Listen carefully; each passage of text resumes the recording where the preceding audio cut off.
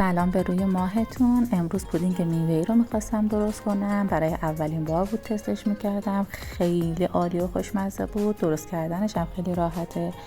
ابتدا یه ظرف پلاستیکی ژله‌ای رو هر طرحی که دارین بردارین، کفش رو با آب مرطوب کنین، روغن نزنید، با آب مرطوب کنین و هر میوه‌ای که داخل خونه داشتین رو کفش بچینین.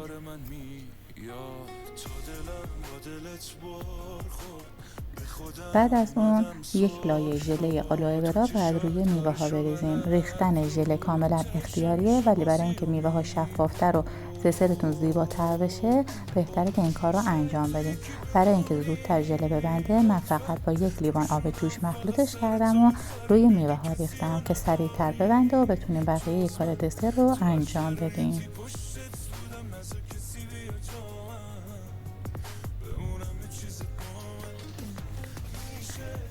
ژله رو در حدی میریزم که روی میوه ها رو بگیره و اجازه میدیم داخل یخچال ببنده. مرحله بعدی آماده کردن مواد پودینگمون هست. آرد قنادی و شکر رو با هم دیگه مخلوط میکنیم تا که یک دست بشه.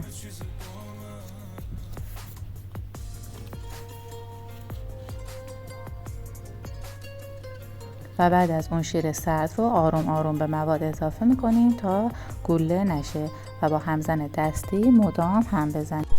مواد که کامل با هم دیگه یک دست شدن و شیر رو کامل با موادمون مخلوط کردیم، روی حرارت میذاریم تا غلیظتش مثل غلیظت فرنی بشه. بعد از این که روی اجاق برداشتیم حدود 5 گرم کره و یک قاشق چایخوری وانیل رو به مواد اضافه میکنین و هم میزنین تا گره ذوب بشه. ببینید مواد اصلی پودینگ همینی هست که الان ما درست کردیم و به سلیقه خودتون میتونین با مدل های مختلفی سروش کنین. مثلا مواد پودینگ رو 2 قسمت کنین، قسمتی ساده و قسمتی شکلاتی یا نسکافه بشه، یا میتونین داخل مواد پودینگتون یک عدد موز یا یک عدد سیب رنده کنین، یا با گردو و هر مدل دیگه‌ای که دوست دارین میتونین سروش کنین. مهم اینه که مواد اصلی پودینگ اینی بود که امروز درستش کردیم. خب من موادم رو داخل قالب ریختم و حدود 2 ساعت داخل یخچال گذاشتم که کامل خودش رو بگیره. دور تا دورش رو با یه چاقو آزاد کردم.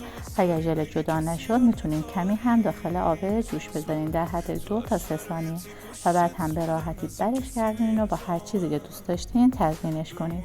فوق العاده دسر خوشمزه‌ای بود و واقعا درست کردنش رو بهتون پیشنهاد میکنم.